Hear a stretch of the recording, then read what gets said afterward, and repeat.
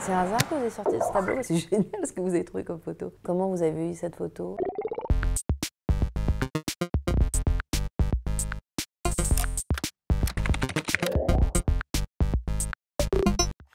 Bah, c'est ma rencontre avec Édouard, qui est voilà, une grande aventure de travail et d'amitié. Oui, le bebop était important parce que le bebop, ça a été mon outil de travail quand j'étais à Radio Nova, parce qu'Édouard m'avait engagé sur, Édouard et Ariel Wiesman m'avaient engagé sur La Grosse Boule. Ils m'ont donné ce téléphone, ils m'ont dit tu vas dans la rue et tu interviews des gens, des passants, des gens pour les faire dialoguer avec nous. Alors j'avais 2 heures, de 17h à 19h, et dans les rues de Paris, j'arrêtais des gens, je voulais bien répondre pour la radio. Alors des fois on me jetait un peu, puis des fois non, et puis j'ai expliqué, puis on inventait on essayait on faisait des improvisations en direct à la radio avec Édouard et Ariel. D'ailleurs, Édouard se demandait, j'ai vu ça dans une interview, s'il n'y avait pas des potes de théâtre qui étaient là de temps en temps. Ça a dû arriver quelques fois, mais pas à chaque fois. Non, non, non, pas à chaque fois. Ça, c'est arrivé. Il est un peu triste. Quelques fois, mais pas trop.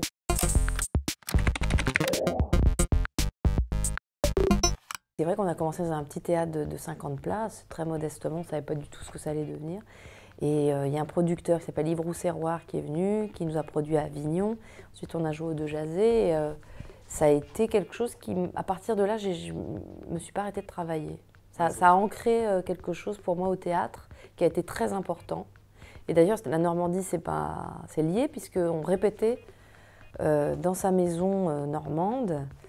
Et moi, je me souviens, parce que j'avais un petit boulot à l'époque alimentaire, et je lui avais dit, mais moi, je ne vais pas répéter en Normandie, j'ai un boulot. Et il m'avait prêté de l'argent pour que je vienne répéter. Et si j'avais pas fait cette pièce, je sais pas, enfin, il se serait peut-être passé d'autres choses, mais en tout, c'est vrai que ça a été un moment très important pour moi.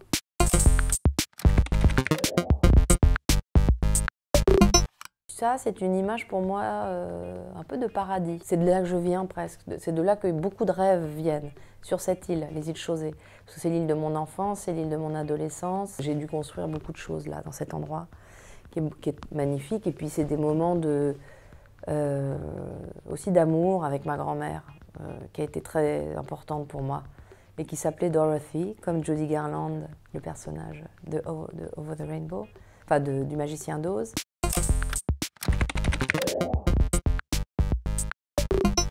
C'est un hasard que vous avez sorti ce tableau parce que c'est un de mes tableaux préférés de Toulouse, un des plus bouleversants. Je crois qu'il s'appelle La visite médicale. 2 prostituées qui font la queue pour aller faire une visite médicale, et c'est poignant. C'est presque du documentaire en fait. Il rend des comptes de la vie qui était aussi tragique et très dure de ces femmes-là, des femmes pour lesquelles il y avait beaucoup de respect. C'était un homme, un bourgeois qui passait les frontières. Moi j'adore ces gens-là, c'est-à-dire qu'il passait les frontières, il allait au Moulin Rouge, il allait dans les il fréquentait les prostituées, il les a peints magnifiquement. Et il y a une émotion, je trouve, dans ce tableau qui est dur. Je suis toujours bouleversée par ce tableau-là.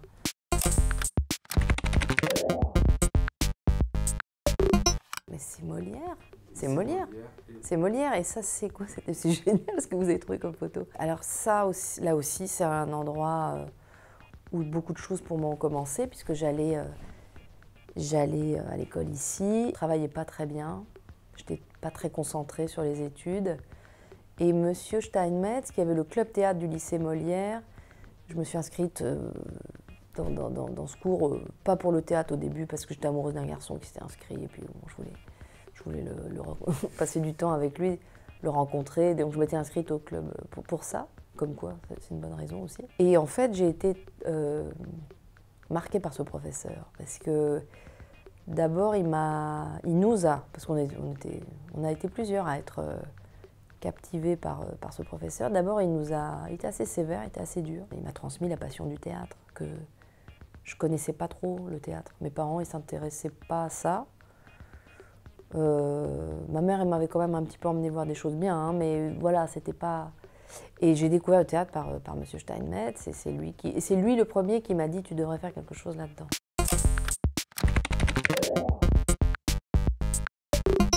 C'est un bijou rare, Et c'est pour ça qu'il est très précieux. C'est un film, quand j'ai reçu ce scénario, je me suis dit, mais ces deux personnages que j'ai aimés tout de suite, que je tombe un peu amoureuse de ces femmes, parce qu'elles étaient... c'est une histoire d'amour magnifique et qu'on voit rarement au cinéma. Et c'est vrai que c'est une sensation que j'avais eue à la lecture du scénario. Je me disais, bah, ça, je ne l'ai jamais vu. Alors, je ne l'ai jamais vu, je n'ai pas tout vu non plus, donc il y a peut-être des films qui ont existé sur ce sujet-là, sur l'histoire d'amour entre deux femmes mûres. Et qui est en même temps une histoire sur la... Ça parle d'amour, ça parle de la maladie, ça parle du secret, de ce qu'on perd, de ce qu'on y perd aussi, de la famille. C'est ça qui m'a attirée dans un premier temps.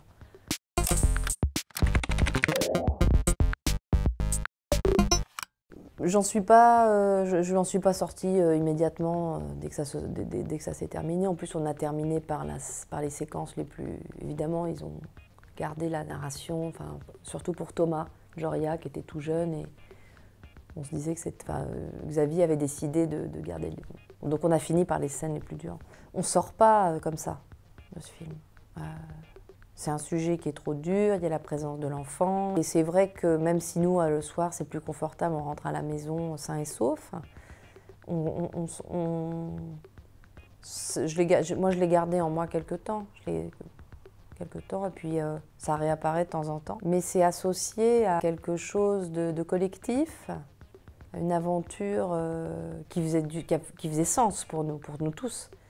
C'est-à-dire que ça avait un sens à la fois pour le cinéma, mais à la fois pour le sujet. C'est pour cette raison-là qu'on a envie de faire du cinéma aussi. C'est pour ces raisons-là. Et ensuite de sentir que ce sujet, que le film ne touche pas que nous, que ça a touché les gens et que le film a voyagé et qu'on nous en parle encore et que c'est exceptionnel. Moi, ça m'a transformée.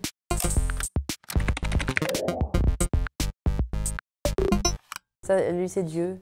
Et c'est au New Morning? C'est au New Morning en 2010. Comment vous avez eu cette photo? Honnêtement, un des plus grands moments de mon existence, vraiment. Ça a été un choc émotionnel et un choc à tout point de vue. Moi, j'ai vu le premier concert de Prince, je sais plus, c'était en 87, je crois. C'était la sortie de Parade.